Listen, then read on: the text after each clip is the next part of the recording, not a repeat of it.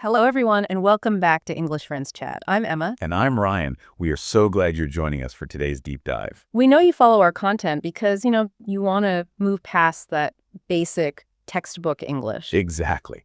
You want to start speaking naturally, Yeah. using all those nuanced phrases that native speakers use every single day without even thinking about it. Absolutely. And when you think about it, what's the one topic that always comes up? Well, everywhere. In every culture, every meeting, every coffee break, it's family. Yep. The people who know you best, the ones who shaped you, the ones you can't choose. Exactly. Family is universal. Yeah. But the language we use to describe all those connections and the conflicts, even just the family tree, it's incredibly specific. It really is. And if you want to sound genuinely fluent, you need more than just mother and father. Yeah. You need the full toolkit. So today, that is exactly what we are giving you. This is the toolkit. Our mission is a complete guide. We're diving deep into the vocabulary for every kind of relative, all the expressive idioms that bring your stories to life, and, this is a big one, the cultural rules you need. Yes. How to navigate these conversations without, causing offense. It's an essential masterclass, and if you stay with us, I'm sure you will finally admit that I am not, in fact, the black sheep of my family. Oh, I don't know. The data suggests you are. Choosing a media career over something, sensible, that's pretty black sheepy. Oh, here we go. I am not the black sheep. I'm just living my truth. If anything, you are the black sheep. Hey, ow. For preferring to, categorize complex modal verbs over experiencing the messy reality of human connection. I will argue that classifying modal verbs is a human connection. A highly structured and predictable one, which I appreciate. But okay, for today I will concede. I am the black sheep of grammar enthusiasts. Done. Okay, so for you, our listener, here's the plan. We're starting with the core family. Then we're expanding out to the extended family. Then we'll tackle all the modern stuff-in-laws, stepfamilies. And then, the really interesting part, the emotional language.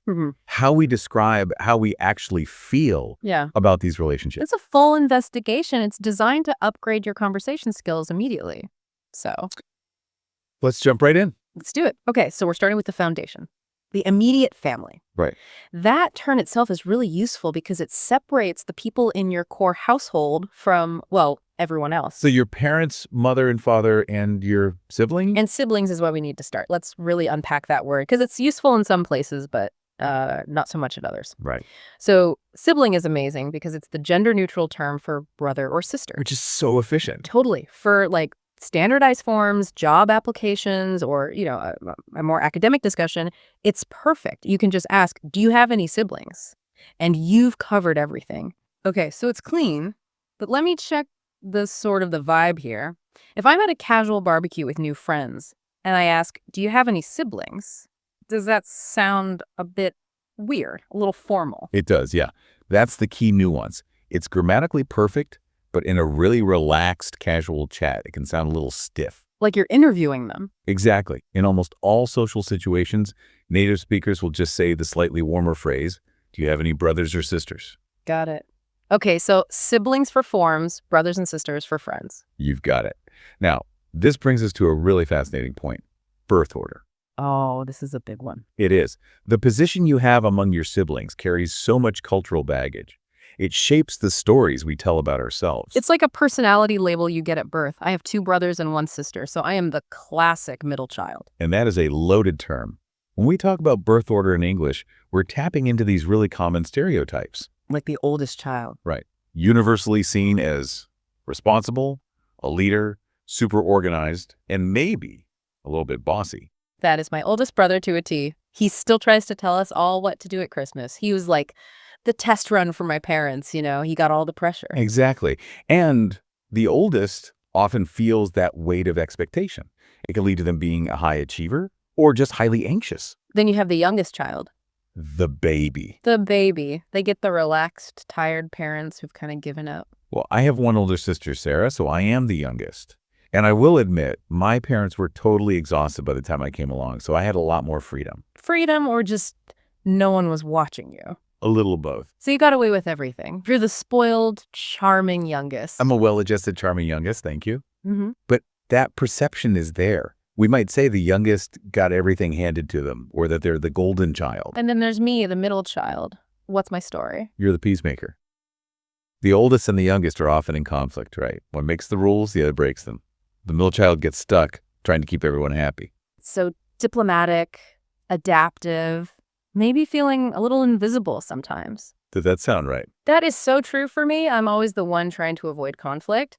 But the point for our listeners is that just saying your birth order, oldest, middle, youngest, it tells a whole story about your personality. It's a conversational shortcut. It absolutely is. Yeah. And what about the one who has no siblings at all? That would be the only child.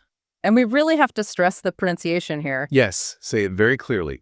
Only child, not. Not lonely child. Because the stereotype is that they're selfish or, lonely.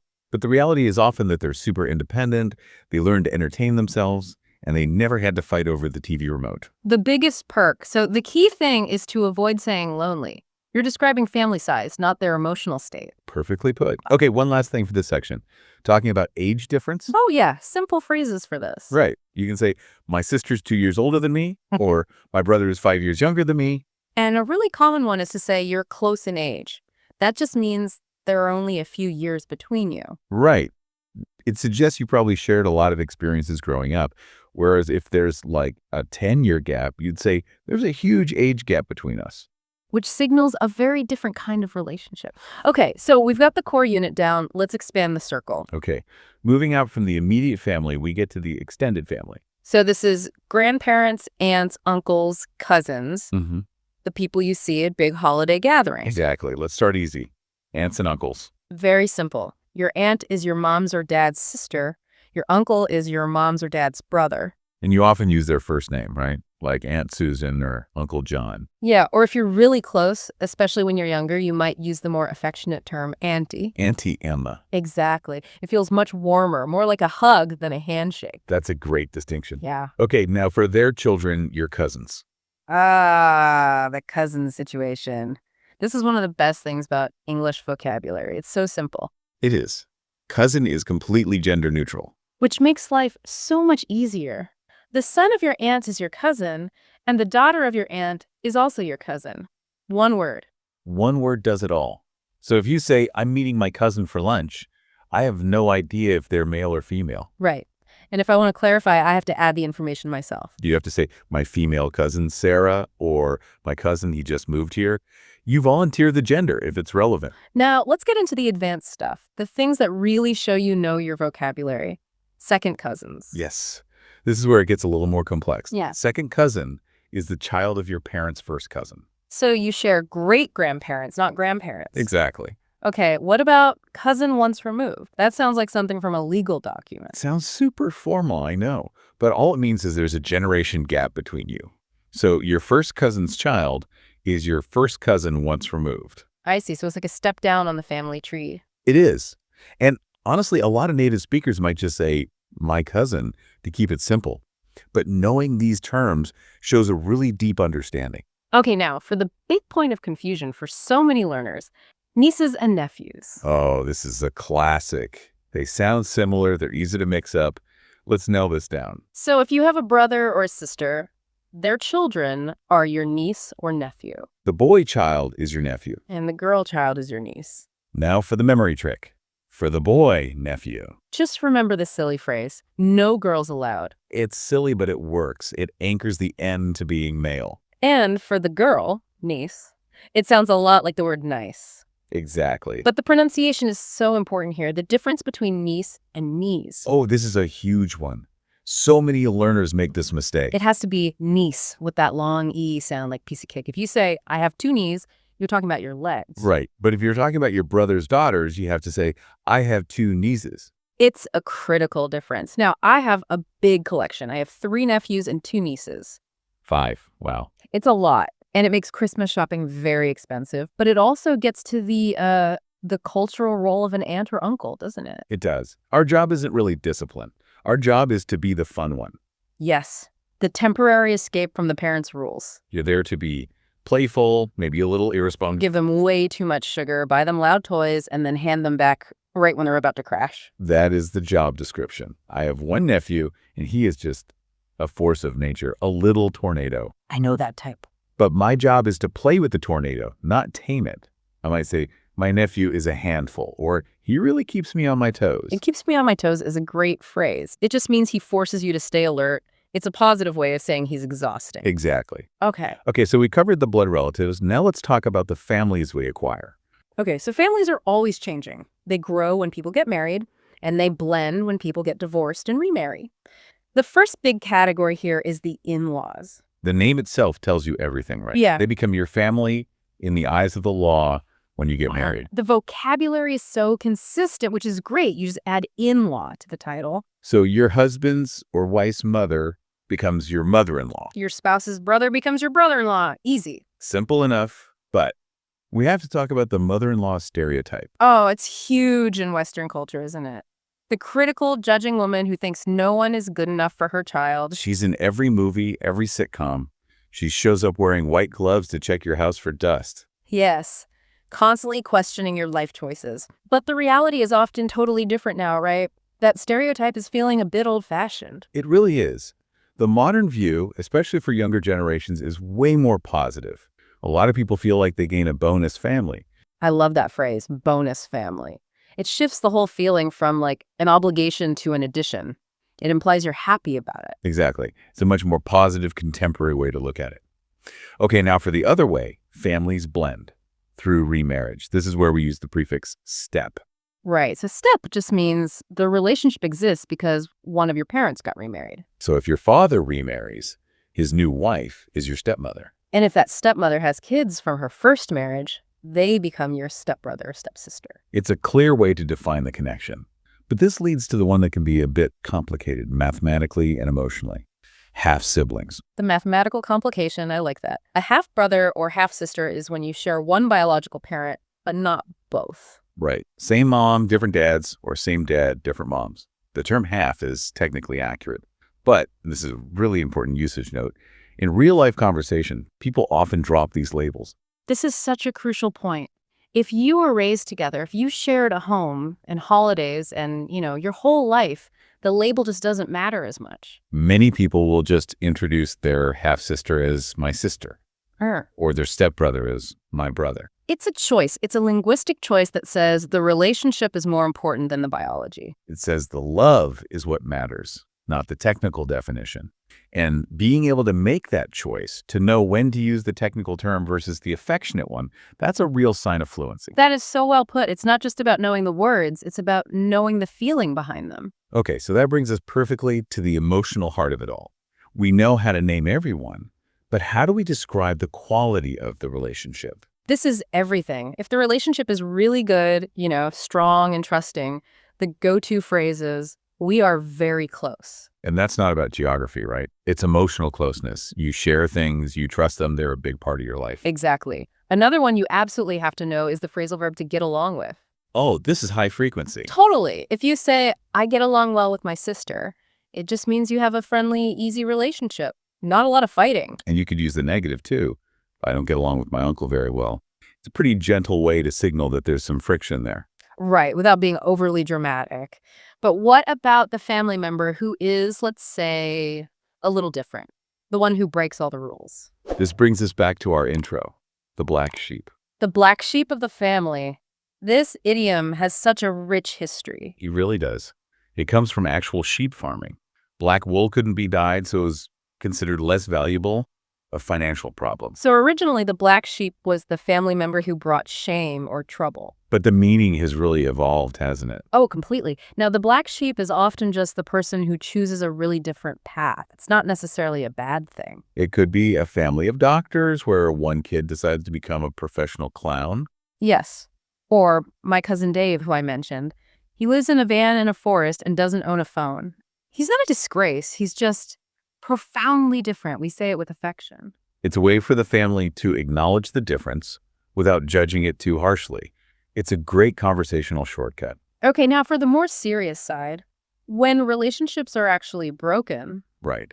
If you just want to be polite in a casual chat, the best phrase is, we are very close. This is the perfect diplomatic answer.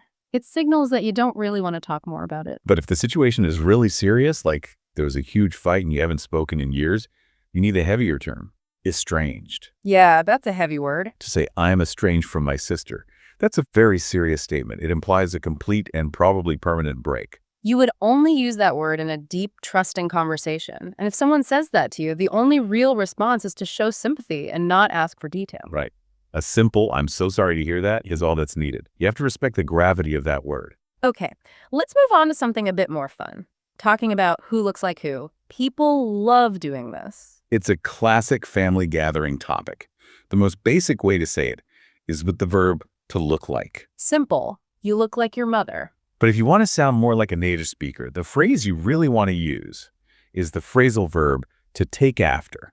Yes, this is the gold standard. And it's so powerful because it can be about appearance or personality. Exactly. It's about an inherited trait. For example, I definitely take after my mother in personality. Yeah. We look pretty different, but we both love making lists. We're super organized. See, and I take after my father. We have a similar sense of humor. And we're both a little impatient. I have noticed that. It's a great phrase. It explains the origin of a trait so quickly. Okay, but what if the resemblance is just uncanny? It's not just similar, they look identical. Then you are the spitting image of that person. This is for the highest possible level of resemblance, like a clone. That baby is the spitting image of his dad. Okay, now I have to ask you to share the weird history of that phrase. We promised a deep dive. Why, spitting. It's so strange. It is a bit gross. The original phrase was spit an image. And the old idea was that the child looked so much like the parent, it was as if they had been literally spit out of their mouth. Ugh, that's so much more intense than I thought. I know. But over time, the "and" got dropped. And spitting just became an intensifier, like saying the very image. Now we use it without thinking about the biological origin. Okay, good. Let's move on. What if a trait is shared by the whole family? Then you say it runs in the family. This is perfect for things that are passed down through generations. It could be a physical thing, like curly hair or being tall. It could be a skill, like being musical. Or in my family's case, a complete inability to cook. We are all terrible. Awful cooking definitely runs in the family. So when we get together, we order a lot of pizza. That's a great example. It can be positive or negative. It just means it's a shared family characteristic. Okay, we have covered so much vocabulary. Let's try to put it all together in a natural conversation. A role play. Let's do it. So we're at a work conference, making small talk. Perfect. I'll start. Action. So, Ryan, it's great to chat. That was a great presentation you gave. The slides were so meticulous. Are you always that organized? Thank you, Emma. I wish I could take the credit, but I definitely take after my mother. Oh. Organization just runs in the family, you know? Oh, I get that. I come from a big family, so my childhood was mostly chaos. I'm one of 4. Do you have any brothers or sisters? Just one older sister, Sarah. We're pretty close in age, but she's the responsible one. Yeah. Which I guess makes me the relaxed one. Are you close with your siblings? For the most part, yeah, we all get along well, but my younger brother, he's kind of the family's black sheep. Oh, yeah. He's the artist. We say it lovingly, but he just went in a totally different direction from the rest of us. Every family needs one of those. So with a big family, you must have tons of nieces and nephews. Oh, I do. 5 of them. It is absolute chaos when we all get together. My oldest niece is the spitting image of my grandma. It's actually a little spooky. Wow, 5. It sounds like you have a really wonderful, close family, though. We do. And seen. That felt pretty natural. We used a bunch of them in just a minute. Exactly. That's how it works. Yeah. But now we need to talk about the really critical part, the cultural rules. Yes, this is so important.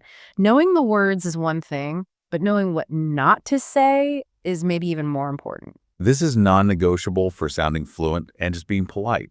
Family can be a really sensitive topic. And the number one mistake area is asking about marriage or children. In many cultures, it's totally normal to ask, why aren't you married yet? Or when are you having a baby? Right. It's seen as showing you care.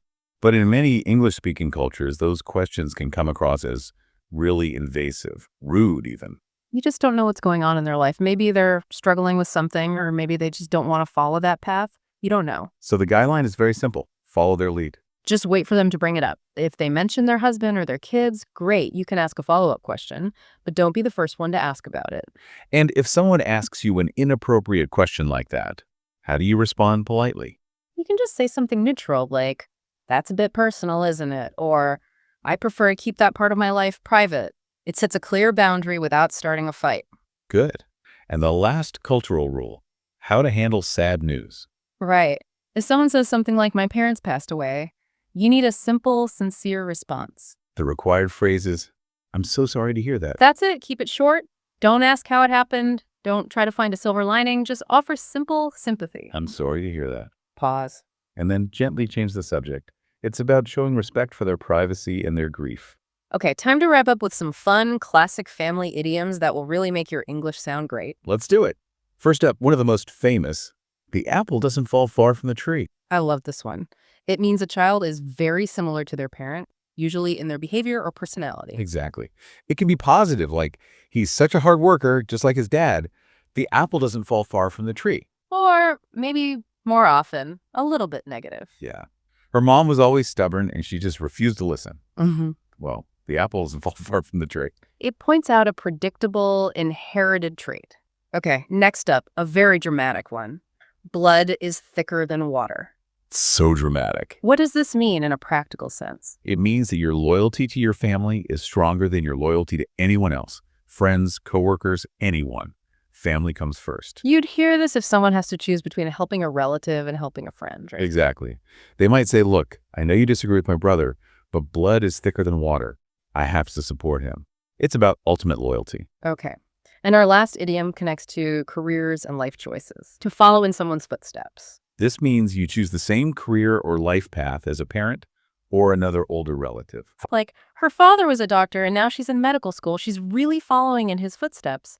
It implies a kind of tradition. Now, Emma, let's circle back to what you said earlier. You said you didn't follow in your parents' footsteps. Right. My dad's an accountant. My mom's a teacher. I run a YouTube channel. Very different. But what are we doing right now? What is the core function of this channel? We're explaining complex ideas to help people learn. We're teaching. Bingo.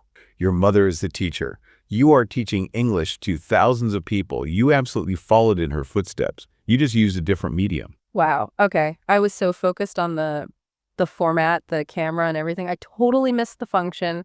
You got me. The logical one wins again. And that's the cool thing about language, right? It can help you see those connections in your own life. We have been on quite the journey today, from siblings and cousins all the way to step families and the seriousness of the word estranged. You now have the tools to talk about your family with real nuance and emotional intelligence. Just remember those cultural rules. Yes, respect the boundaries. And talking about family really is one of the fastest ways to connect with someone. So be proud of your family, however complicated it is. Because they're all complicated. That's what makes them interesting. So one last shout out to your cousin Dave. We respect his journey. We absolutely do. We hope this deep dive helps you feel so much more confident the next time someone asks you to tell them about your family. And if you found this helpful, please think about subscribing to English Friends Chat for more deep dives just like this one. And now it is time for our final thought. The one thing we want you to take away and think about. We want you to use one of the key phrases from today to reflect on yourself. Who do you take after? Really think about it. Is it something physical? Is it a personality trait, a way you see the world, maybe a skill? Who in your family do you most resemble, and why? And was it intentional or was it a surprise like my little realization just now? Let us know. Thank you so much for joining us for this deep dive. See you in the next conversation. Bye. Bye, everyone.